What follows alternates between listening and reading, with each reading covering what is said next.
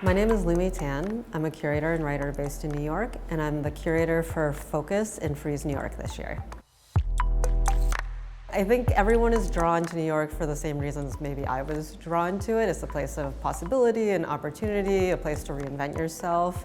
I think for artists, it's a place to find community. Today, we were in Tribeca in Chinatown, which, historically have been a place for artist studios, galleries, and, spaces where art is really concentrated. That makes it very easy to kind of just have an incredible spectrum of experiences in a very short amount of time. So the first stop that we're making today is Ortizar Projects, which is a gallery in Tribeca that's been open since 2018. And it's a space where I always feel like I'm discovering artists. They always have incredibly researched exhibitions. Ortizar Projects was started as a project space. Initially, Alice wanted it to run for 2 years, and I think at the 5-year mark, it became really clear that we had kind of developed a lot of relationships that required a more conventional gallery. We were always looking to work with artists who were sort of less well known in New York or kind of were underrepresented in America in a larger sense. Also included a lot of American artists who felt underrepresented for many different factors, whether it's because they're a woman of a certain age, they're a person of color, they're queer, or because of, where they live, the regionalism kind of aspect. Well, I think it's great that we're here in your new space with these 2 shows by Julia Scher and Jacqueline du Young. It's a bit of a homecoming for Julia as well. Can you tell us about that work? She kind of came into her mature practice in a lot of ways in the late 80s after moving to New York. And actually she showed in the space we're in now when this building was artist space in the late 80s. She really hasn't had a lot of institutional or sort of gallery support in the United States for quite a while. And I think particularly on the heels of 4 major solo exhibitions in Europe, it's been really great to see that kind of happening in her hometown.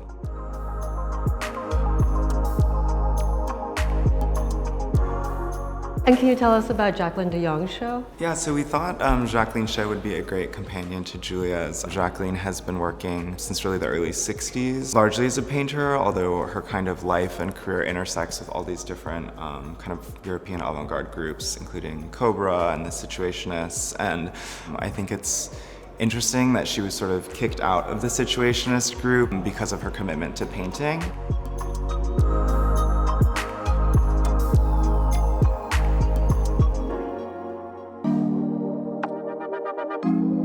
The next stop is Chapter New York. Chapter New York is really indicative of, the kind of ambitions of a dealer who's working at a larger gallery and then wants to make their own kind of impression, bringing in artists that may not be able to be shown in a larger gallery and kind of starting from the ground up again. Can you tell us a little bit about the history of the gallery? I was working as a director of the gallery in Chelsea called Mitchell, Innes and Nash. And a space became available to me on Henry Street that was about 175 square feet.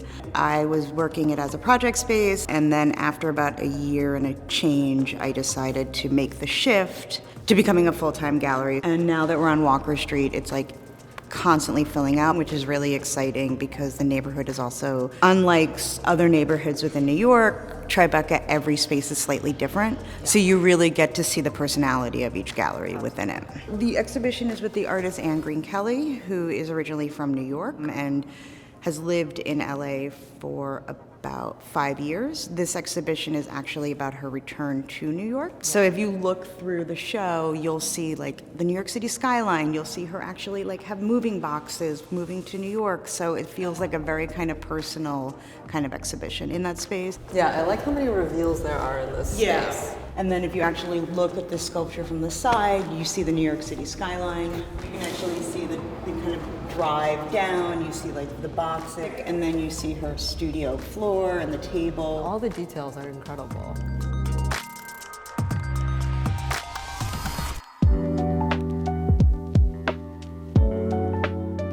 The next stop is Canada Galleries, and they have a very particular kind of aesthetic that, has never wavered even with trends changing or the market changing. It's a very steadfast gallery.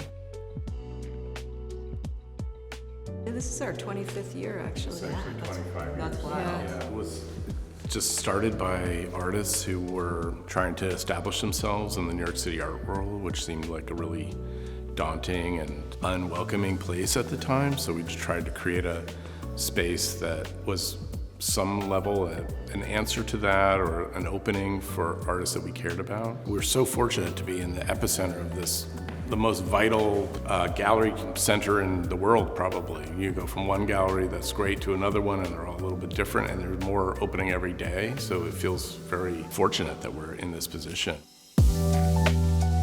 This show that we're in right now is Sadie Laska, and we've been working with Sadie for probably 15 years. She's mostly a painter and a drummer. Started out she was home with a new baby and was making flags. She got her sewing machine out and was making these kind of flag paintings. And this version of the flags turned into these fish.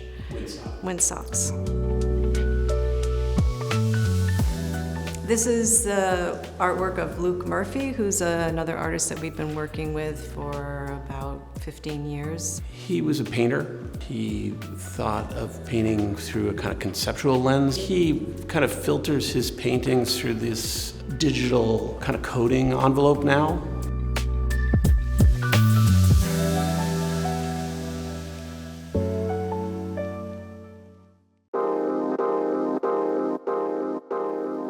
Parima is an example of this, ever-expanding restaurant scene, kind of downtown between Chinatown and Tribeca. Younger chefs are really showing their ambitions and also showing the kind of influences of, not just one type of cuisine, but really bringing in their kind of experiences from working at other restaurants in New York, other, cultures they've experienced. Well, it's kind of like a natural progression, it took us 3 years to kind of develop what we now call like progressive Mexican. At first, when we were doing the pop-ups, it was just a way of doing something of our own, during the pandemic. Of course. Before the restaurant, I always found myself just coming to Chinatown or finding excuses just to be here. Then we found the place. There's such a great community of restaurants in this area now, and it keeps kind of growing and growing. Exactly, yeah. We're very lucky to be kind of, part of the movement that is coming to Chinatown, and yeah, it's beautiful. And you've talked a lot about the influence of migration on, your food and your ingredients. And are there specific dishes that you could talk about that kind of encapsulate that sense of migration or influence of migration? I think one of the biggest ones is, I think the tortilla is something that we really want to, we have a huge German culture in northern Mexico that people don't really realize. And there's a lot of wheat, and I think that's like the biggest one probably for us, is using like Sonoran wheat for this tortilla and bringing it all the way over here. And I know kind of every choice within the restaurant is very intentional, from, the ceramics and the spirits that you serve. Could you talk a little bit about those choices? So Sotol is huge in northern Mexico. It's kind of like I guess it's getting discovered, it's like mezcal. And then now we have the opportunity of like showcasing, it comes from Chihuahua, from the state that I come from, and it's super cool to be able to bring it all the way over here and like show people what it tastes like. And it's, we call it tastes like what desert rain smells like. So it's super cool. I highly recommend you. And who have you seen kind of be your clientele in the neighborhood? Every day is different. Like, it's very, very cool to see the support of every, New Yorker, and also like outsiders. The beauty of this restaurant, it's super accessible. It kind of gives you, either you come here and have a nice dinner, tasting menu, or you can come here and just have like a snack at the bar and have a, like a drink. So we close out the day at Far Near, and this is, a space that really embodies just the kind of intimacy that can still be achieved in the New York City kind of arts ecosystem. My name's Lulu Yao Joyello. I'm the founder of Far Near, which is a book series and platform, and this is our physical space that just opened in January. So why did you start Far Near? I started it in around 2017, and it was kind of a mixture of seeing the media space and what was out there already for Asian artists and Asian representation in general.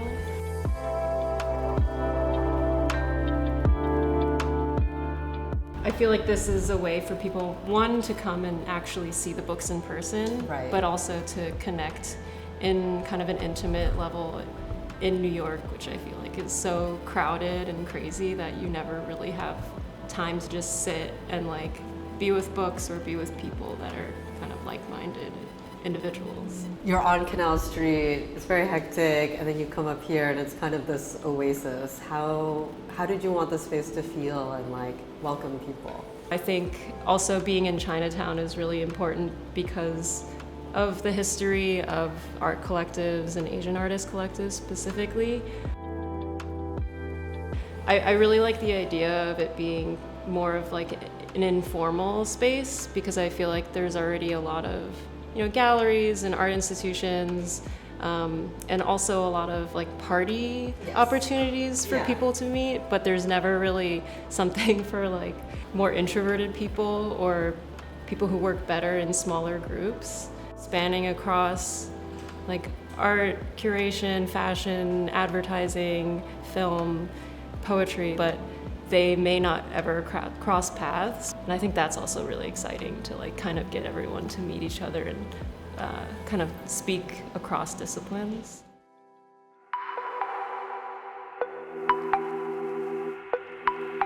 The general feel of seeing all these kind of cultural spaces in a very short amount of time is that New York is still a really supportive place for all these different types of audiences and all this different type of work that is being shown.